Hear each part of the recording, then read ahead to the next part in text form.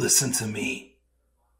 If there was a wise man who would ever think of this, they would say in order to be superior to the man, you've got to be the man. For I am the man himself.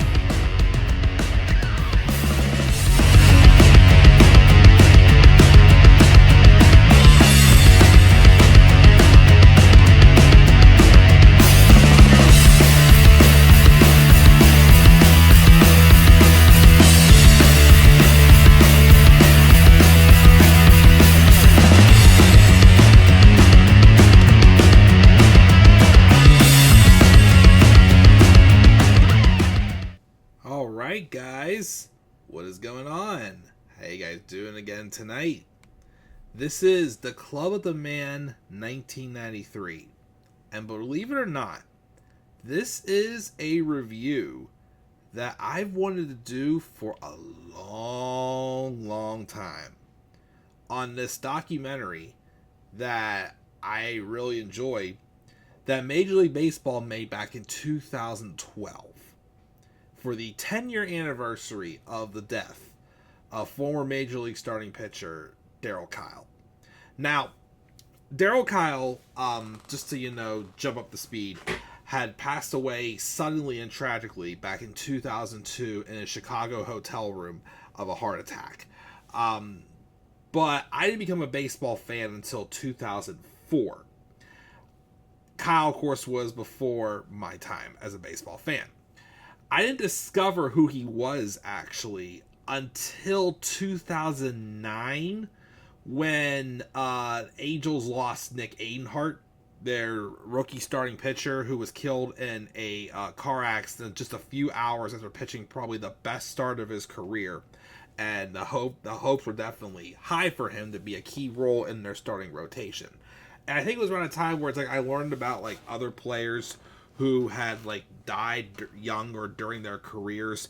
Me personally, the first one I ever remembered that died while still being an active player was when Corey Lytle died in that plane crash just a couple weeks after the Yankees were out of the 2006 postseason.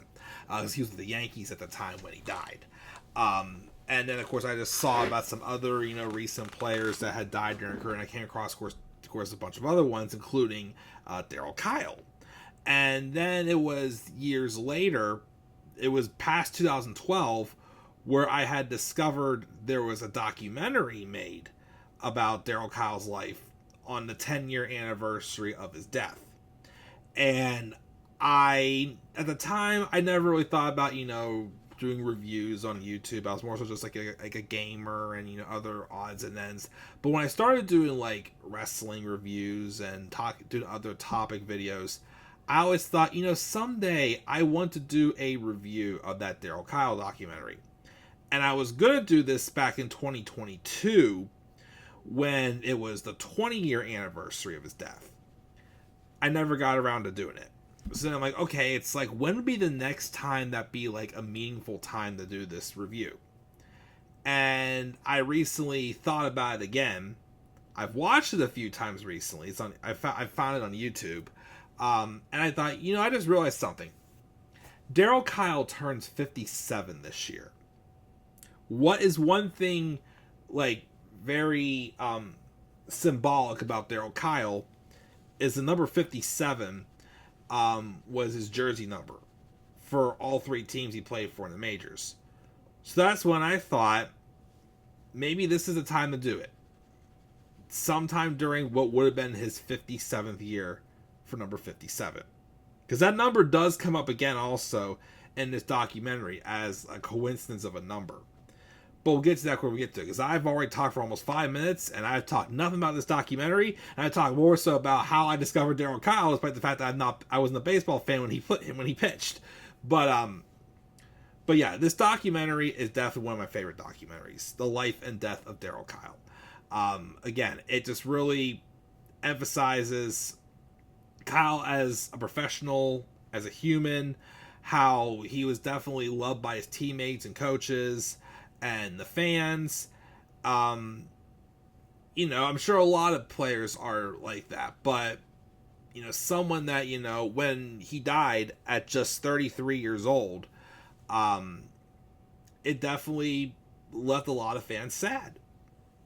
Why someone so good like him, who was as clean and healthy as a horse, why him? It was just tragic when it happened back on June 22nd, 2002. So this documentary kind of like overviews his career a little bit, and then more so focuses on the 2002 season, and of course how the Cardinals would rebound, dedicate the rest of their season, and go on a hunt for the World Series after Kile's death. So we'll get into some things. I'll also maybe mention a couple things that weren't mentioned in the documentary, like when they talked about his career. So to get into it, they jump basically right into Kile's rookie season. Now, even though of course they kind of more so highlighted the good moments of Kile's career, Kile did have some challenges along the way to becoming a big league pitcher. When he was graduating high school, he was only 6'2", skinny guy. He wanted to be a pitcher. He couldn't top 78 miles an hour on his fastball. He was a lot more focused on his curveball, which was the pitch that everybody was mentioning in the documentary was basically like his bread and butter, was like his very big standout pitch. It was like a Burt Blyleven 12-6 curveball that, as Brad Ausmus described it, as when he throws it first, thing's going to hit you, so it just like throws you off before you realize, oh, it's not. So it was a very like unique and powerful 12-6 curveball, although it did earlier on in his career did cause him to have some control problems, as his walk numbers were kind of high. But yeah, he was only like 6'2", and he had a 70 miles an hour fastball. Well, when he went to junior college, he went on a growth spurt and grew to be about 6'5", and he got into the low 90s for a fastball. That's when the Astros took a chance on him and signed him to a deal. They didn't talk about that in the documentary, but just wanted to throw that out there. And they more so just highlighted his good moments of his career. The only time they did like his down moments was when they talked about when he was briefly with the Rockies. But he was drafted by the Astros, made his big league debut in April of 1991 against the Cincinnati Reds, actually, who were the defending World Series champions. And at 22 years old, he threw 6 hitless innings in his debut. But obviously, since they like to limit their rookies as far as innings pitched, they pulled him after 6 innings. He would go on to have his breakthrough year 2 years later in 1993, becoming an all-star for the first time and winning 15 games. And on September 8th, just a couple weeks before certain someone was born, he threw his only career no-hitter, which was an outstanding moment for him for sure. Probably the highest point of his career at the time, of course. And then Kile was an all-star again 4 years later in 1997, his last year with the Astros, and won 19 games and was 5th in the Cy Young voting. He would go on to sign a contract with the Colorado Rockies that offseason, and unfortunately he went on to have the 2 worst seasons of his career, because we all know Colorado is not a hitters-friendly ballpark. And that's also where his control issues really were probably at its worst. So he only lasted in Colorado for 2 years before he was traded to the Cardinals before the 2000 season. And that's where he kind of really found his groove as one of the best pitchers in the league. His first year with the Cardinals, he was a 20-game winner. He didn't win a Cy Young, but he was up there in Cy Young voting. And he was a 16-game winner the following year in 2001. So, like, you felt like he really, after like going through some ups and downs, he finally found his spot. He was in the prime of his career, and honestly, I do believe he could have gone on to, do some great things and maybe been a Hall of Famer. He was, just to skip ahead a little bit, something else that wasn't mentioned in the documentary, he was given the exception a year after his death to be on the ballot for the Hall of Fame voting, but he didn't get past the first round, unfortunately, which is sad. I feel like he should have definitely been considered a little bit more with some of the, the things he did, on the mound and off the field. But after kind of like overviewing his career before 2002, they then dove into character-wise, like who he was as a person. Starting off with Craig Biggio telling a story about how one year when Kyle was with the Cardinals, Biggio hit a home run off of him, and apparently he didn't realize until Jeff Bagwell told him later that Kyle started just like yelling and cursing at him as he was running around the bases, which they laughed it off. They thought nothing of it. And then that off season, right around Christmas time, Kyle actually called Biggio and apologized. And he's like, what are you apologizing for, man? It was just the heat of the game. It's all good, I'm not mad. But he goes, I know, but I should have never done that or cursed at you like that. You treated me so nicely when I was in Houston. You were always there for me, trying to help me out. And again, he just, he always wanted the best for his players. For his teammates. And of course, even though like with the Cardinals, he was more so of a veteran, he felt like he was more of like the team leaders and like, was stepping up and wanted to be the best pitcher on the staff. But also, when you watch other videos of like when he's being interviewed and how humble he is, like he explains like, how although he's a leader, doesn't want to be called one. Like again, he had like, as Tony La Russa described it as, you don't know any other way you could have changed Darryl Kile as a person or a teammate with how good of a man he was viewed as. And then of course also how important his family was. This man absolutely adored his wife, Flynn. He was the type of guy that, like, if they would be talking about, they'd be chilling there, them and the guys, and someone would go, oh, there's a pretty girl right there. Darryl would go, nah, Flynn's prettier. And it became that much of a joke that every time they would talk about, like, a pretty girl, they all look over at Darryl and go, we know, Darryl, Flynn's prettier. Darryl and Flynn got married in 1992. They had 3 kids, twins in 1997, Cannon and Sierra, and they had another son, Riker, in 2001, about 10 months before Kyle's death. Apparently, although Kyle was a great father, he had a bad experience when he was younger, changing his younger brother's diaper, and I guess he would feed the kids, but then he would pass them on to Flynn to change them. And they were a great, happy family that, again, just unfortunately didn't last forever. So this is kind of where it takes a little bit of like a different tone of a turn in the documentary. We get to the 2002 season. The Cardinals themselves did not get off to a great start that year. And Darryl Kile also was struggling too, as he had injured his shoulder towards the end of the 2001 season and got surgery in the offseason and was rehabbing it. And he also wasn't pitching well too. And between the team not getting off to a good start and him putting pressure on himself being the team leaders, he just felt like he was letting everybody down. But as time went on, the Cardinals got out of their slump, and Kyle was showing some improvements as well in his game.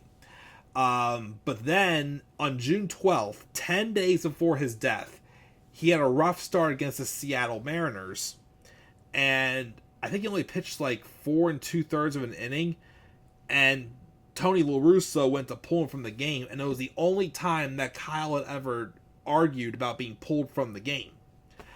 And for a few days, Kyle was avoiding La Russa. And everybody thought that Kyle was mad and thinking that La Russa had embarrassed him. Finally, when he was able to get Kyle to sit down and talk, Kyle said, no, Tony, it wasn't you I was mad at. I'm just mad at myself because, I'm tired of letting the whole team down and whatnot. And again, him, being one of the team leaders and, being one of the guys who expected to be the best on the pitching staff, he just, that's what was bothering him as well. Like he wants to be a leader, and he also doesn't want to let the team down.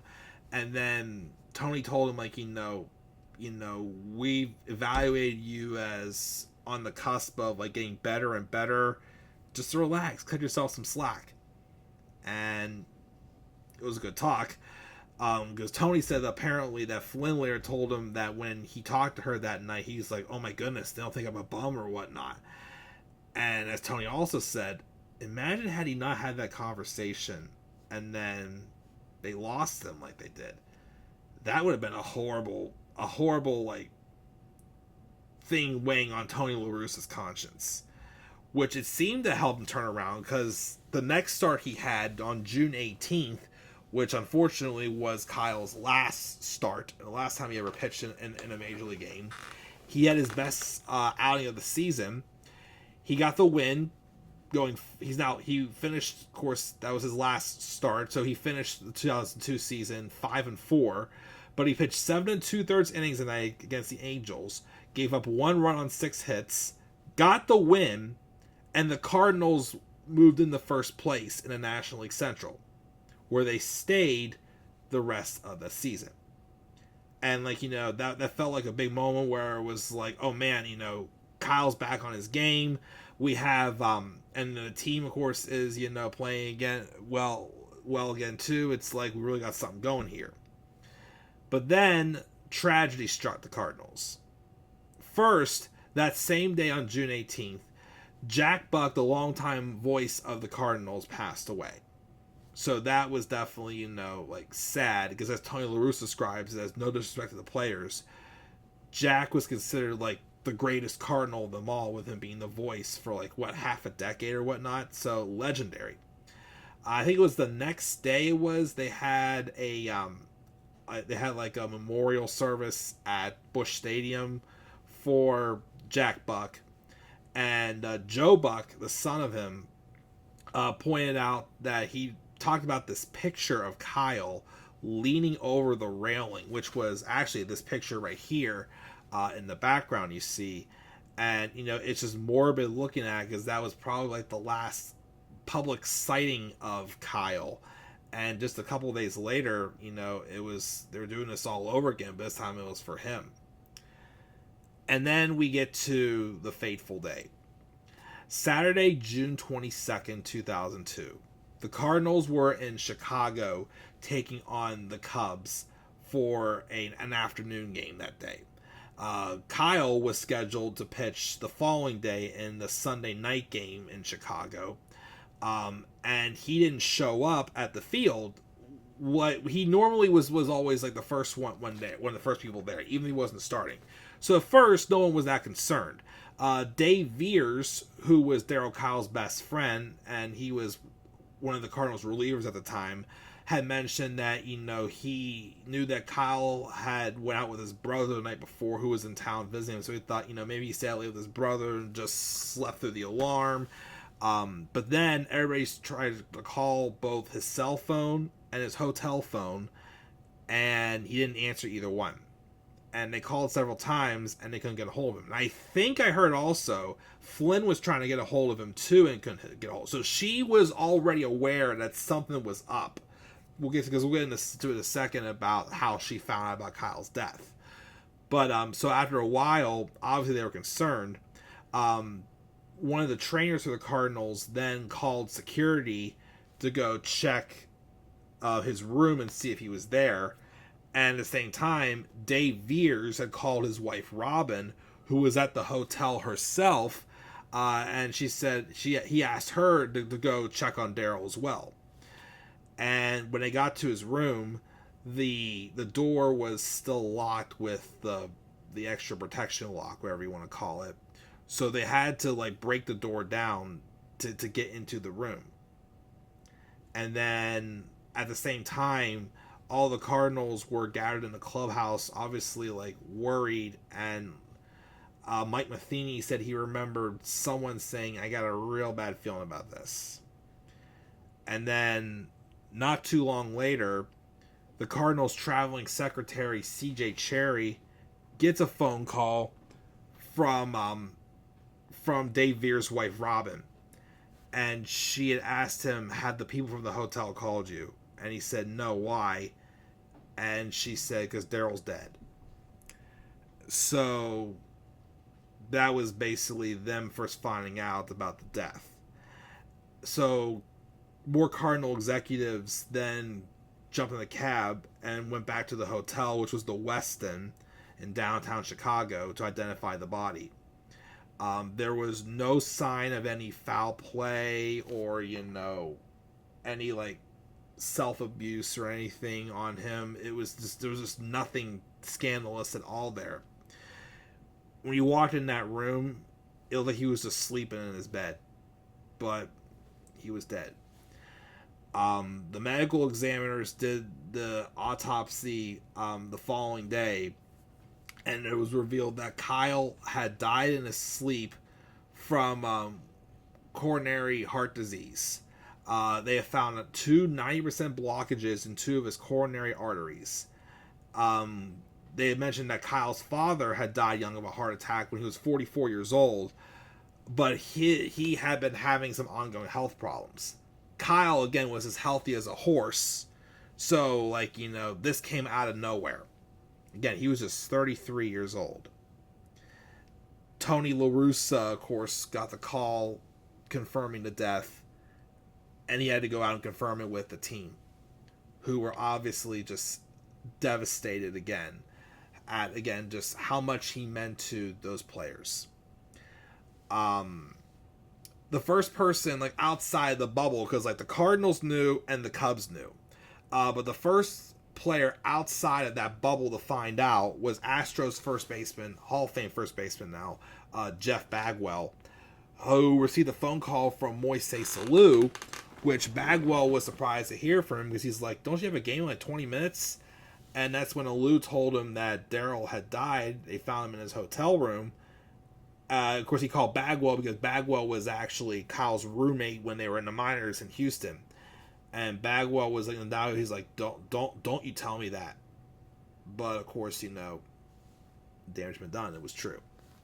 Now the problem though was the game is basically about to start, but they're delaying the game.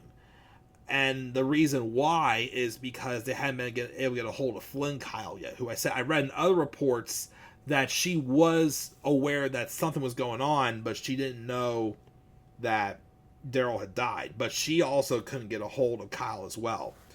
So Joe Girardi who was the Cubs catcher at the time, was put in a tough position as he was given the microphone to announce to the fans that the game had been canceled. But he couldn't explain why, because they didn't get a hold of Flynn Kile yet. And when Girardi had announced that the game was going to be canceled due to a tragedy for the Cardinals, there was a guy who was screaming at him, tell us why.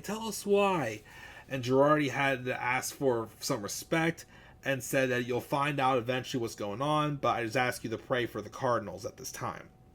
And then Joe Buck would be the one to announce after Flynn found out. Apparently, Robin Veers had phoned Flynn, and basically, as Dave described it, probably just said, I need you to sit down. I gotta tell you something. And yeah, I'm pretty sure it was devastating. Of course, they canceled the game. All the players were just devastated. We saw some pieces of interviews from others former teammates with the Astros, like Brad Ausmus, Jeff Bagwell, Larry Walker from he's with the Rockies as well. So in the meantime, Flynn Kile made her way out to Chicago, and apparently the kids, which again that's the hard part of thinking too, what about his kids? Are his kids okay? The kids stayed back in San Diego and were with a neighbor. And of course, Flynn had to go home the next day or whatnot, and basically telling your daddy's unfortunately not coming home. But Flynn flew out to Chicago.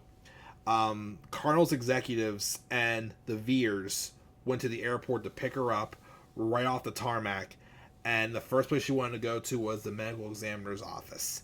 She was taken into another room by herself to view the body. And, Veers mentioned, they were all just, horrified when they heard her scream and everything from seeing his body. But then, the next day, on that Sunday, again, the Cardinals were deciding whether or not they should play their game that night against the Cubs, because were they really up for it. But, since it was a game that Darryl was originally scheduled to pitch, they decided to play, because Darryl, who was never was put on the disabled list, he never missed a start. So they thought, well, Darryl missed the start, then we shouldn't miss this game and play it. However, well, besides, of course, they played the game and, their heads were in the cloud, and they lost 8-3, which they were on a little bit of a losing streak. They hadn't won since June 19th, which is the day after Kyle's last game he had played. Even like Girardi was like, I can't believe that we're playing this game. It's like, they just thought it was personally too soon. But the Cardinals, they did it for Darryl. There was one player for the Cardinals, though, that refused to play that game, and that was Mike Matheny. And the reason why was because earlier in the season, they almost changed who Darryl's catcher was going to be because Matheny wasn't really hitting well, which, as he said, was nothing really new. But apparently, Kile went in and told Tony La Russa, hey, if he ain't catching me, I'm not pitching. So when Matheny found out about that, and after Kile died, he had told Tony La Russa that he had known that had happened, and out of respect and for thanking him for sticking up for him, if Kyle's not pitching tonight, he ain't catching. So that's why Mike Matheny didn't play in the game that night. They would have a memorial service for Kile on June 26th at Busch Stadium. There were some players, past and current players, who had taken the day off to come out to be at the service. A lot of Astros players like Luis Gonzalez, Jeff Bagwell, Craig Biggio, Phil Nevin, and a few others as well, who were with him when he was at the Astros. And then they're getting ready to play their game that night, which Cannon Kile threw out the first pitch that night, by the way. But that was also where they talked about how Tony was trying to help the team, continue on, because they won like a 4-game losing streak at the time, and like they were just in a fog. So like he says, like, I get, what's going on, but, we're still a team, we're still a business, we got work to do. It's like, how do you, without being disrespectful, step up and say, guys, life goes on. But it's like, you don't want to be disrespectful to Kyle's memory. But then they and I'm wondering how they came across it, because I remember when I watched some news footage, this was mentioned in news footage about an article he wrote in spring training the year his dad had died suddenly of a heart attack as well. And basically it was like, I may never get over it, but my father was my best friend and taught me how to be a man. But in order to be a man, you gotta separate your personal from your work life. I'll never forget my father, but I got work to do, and I know he would want me to keep going right now.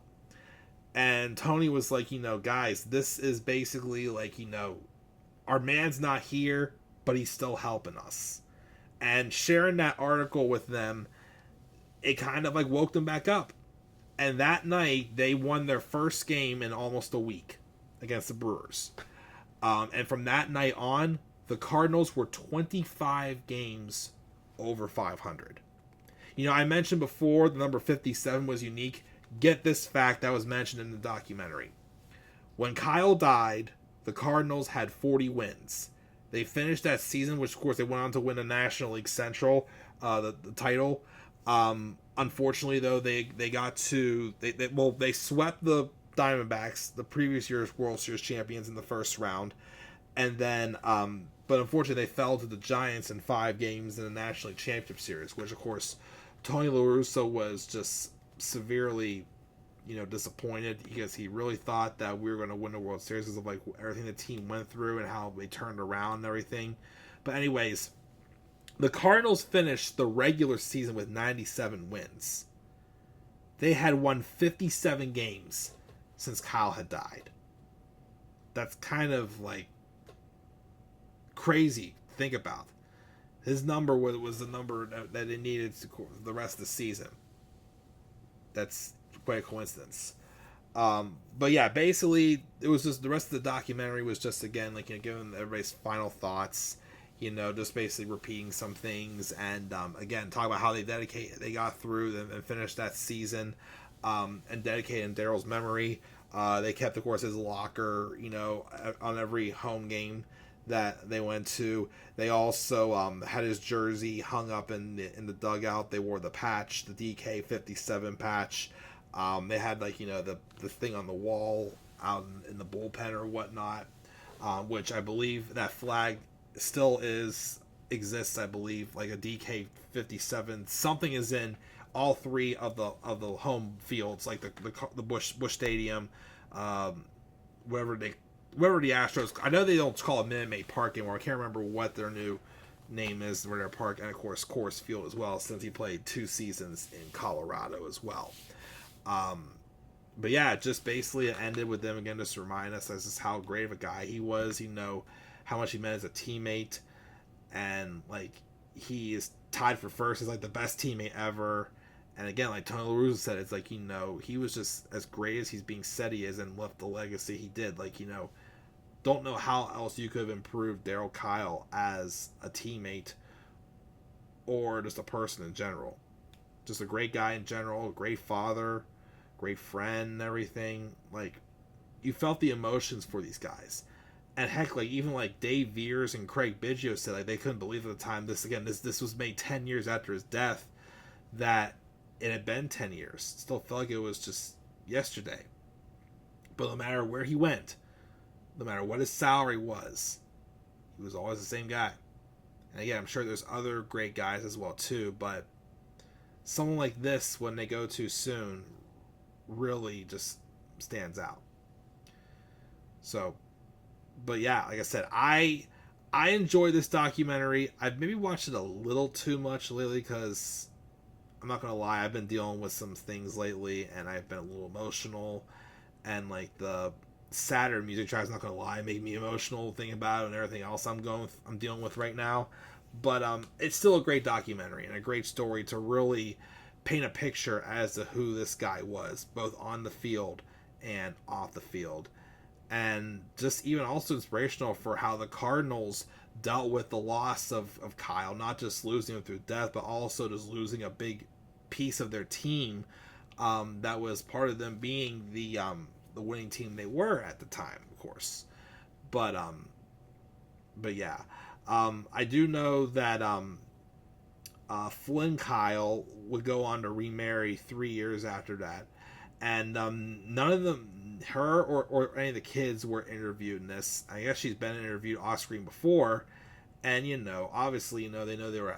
The kids don't remember him like as well, because again the twins were only 5, and the youngest son was only 10 months old when he died, but they said they remembered they were a happy family. And of course Flynn that did remarry, and they did have another great father figure in their life, but their thing was, like Kyle, they wanted to keep going. Life was just too short. But and like I said before, also too, Kyle did get an exemption to being on the ballot for the Hall of Fame 1 year after his death, but unfortunately didn't get in. But I still thought you could have considered him an important man. Like, to me, it's like Roy Halladay when he got in. Yes, he didn't play. He only played 16 years. Yes, he didn't have as high numbers as some of these other Hall of Famers, but he still left a legacy as well too. So I don't know. Maybe someday Kyle will get voted in by the Veterans Committee or whatnot, which I do hope happens. But again, all in all, an excellent documentary and a great story to really paint a picture of a great Major League Baseball player. And if you haven't watched it yet, I know it's available on YouTube right now. I definitely recommend checking it out for sure. It's a great story for sure to watch.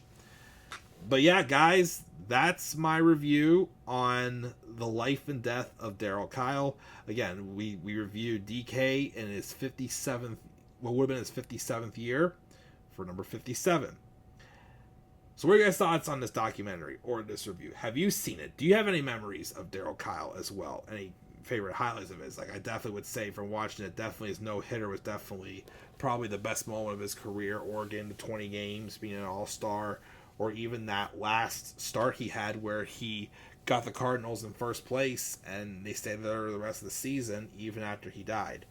But what are your thoughts on all this? Leave your guys' thoughts down in the comments section below. Slap a like on the video and subscribe for more content on my channel. Follow me on Twitter as well at the Club of the Man 93. You can also follow me on TikTok and on Instagram at the Club of the Man 1993. And until then, guys, I'm checking out. I'll catch y'all later. Have a great rest of your night, and do not forget, in order to be superior to the man, you've got to be the man. And for I am the man himself. And that is not just an opinion, my friends. That is a fact of life. Yeah!